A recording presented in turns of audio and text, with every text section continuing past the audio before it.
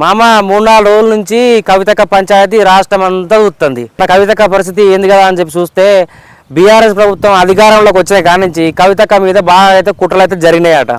అది రాష్ట్రం అంతా అనుకుంటారు. అసలు కథ ఏంది కదా అంటే 2014లో మన కవితక్క ఎంపీగా గెలిచింది కదా, అప్పుడు చాలా క్రేజ్ ఉంటుండే అక్కకు. బీజేపీ పార్టీలు ఏం చేసిర్రు, సెంట్రల్ పదవి ఇస్తా అని చెప్పేసి అని ఆఫర్ ఇచ్చిరట. చల్ గా బీజేపీ పార్టీలు మనకేంది పదవి ఇచ్చేది, మన పార్టీలకి ఏమైనా తక్కువైందా అని చెప్పేసి అని అక్కకు బాగా నచ్చజెప్పిరట.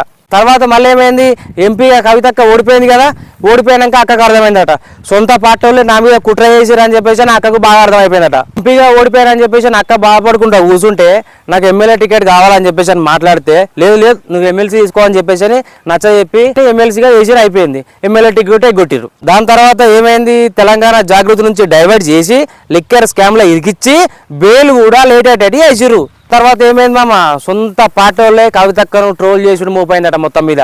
చూడు మామ, అడుగడుగున మొత్తం కుట్రలు చేసిరట కవితక్క పొంటి మొత్తం మీద. ఓ మామో గివన్నీ నేను అనుకునే కాదు, ఆ పార్టీ వాళ్ళే ముచ్చట పెట్టుకుంటారట సుమా, నేను కాదు. ఇప్పుడు